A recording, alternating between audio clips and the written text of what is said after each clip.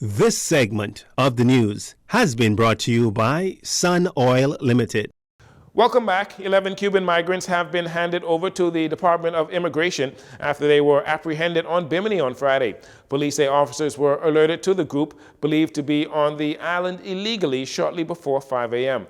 That is when officers at the Alistown Police Station received information from security officers at a business establishment that several suspected illegal migrants were seen walking near the property. Uniformed officers were dispatched to investigate. Upon the officers' arrival, they observed 9 adult males and 2 adult females completely soaked and dehydrated. The group of individuals was later identified to be Cuban nationals and could not show proof of legal status. As a result, they were all arrested and handed over to the Bahamas Department of Immigration for processing and deportation. Investigations continue there as well. This week begins the nationwide cleanup campaign spearheaded by a collaboration between the Ministry of Social Services and Urban Development and the Ministry of Environment and Natural Resources as they engage in an extensive cleanup and beautification program. Minister of the Environment, Von Miller, announced the start of the program last week. In this next report, we hear more details on what to expect.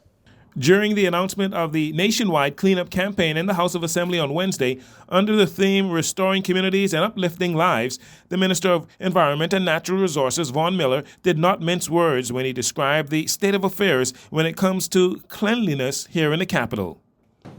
All of us in here, including those on the side opposite, will agree. And they told me this is not the correct way to say it, but I have to say it the way it is. That our little island is filthy, it's dirty. And the time has long been that we needed to clean it up. Mr. Miller says the national cleanup campaign that begins today as a collaboration between the Ministry of Social Services and Urban Development and the Ministry of Environment and Natural Resources will continue into 2023 as the country prepares to celebrate its 50th anniversary of independence. He explained how the cleanup process will be implemented throughout the islands. Specific concentration will be placed on the island of New Providence and a major family of islands. The family of islands to be addressed in phase 1. They are Andros, Bimini, Cat Island, Eleuthera, Exuma, and the Great Harbor Key. The national cleanup campaign kicks off with teams on the ground here in the capital. According to Minister Miller, they begin in eastern New Providence. We will commence on New Providence and Fox Hill,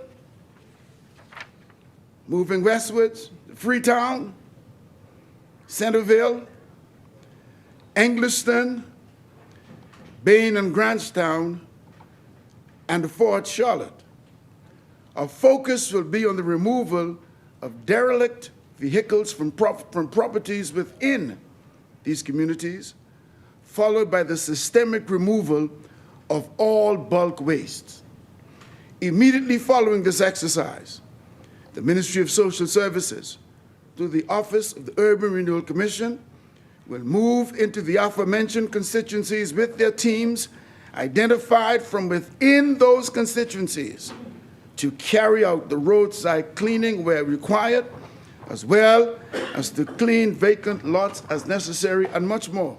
Mr. Miller said over the past 3 years, the Department of Environmental Health Services has made a valiant effort to improve the cleanliness throughout the islands, with twice-weekly garbage collections, weekly collection of bulk waste, public education, community cleanups, and removal of derelict vehicles. However, he says there is one link still missing. The missing component in all of this was the government's neglect to convert the properties the department would have cleared into useful green spaces, into community centers and inner city housing complexes by identifying the owners with the view to acquiring these unoccupied lots.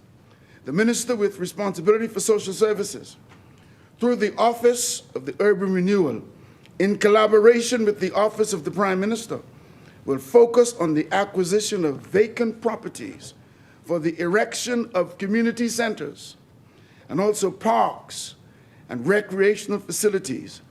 Mr. Miller noted that street signs, replacement, and adequate street lighting will also be included in the national cleanup campaign. Jerino Saunders for Love 97 News.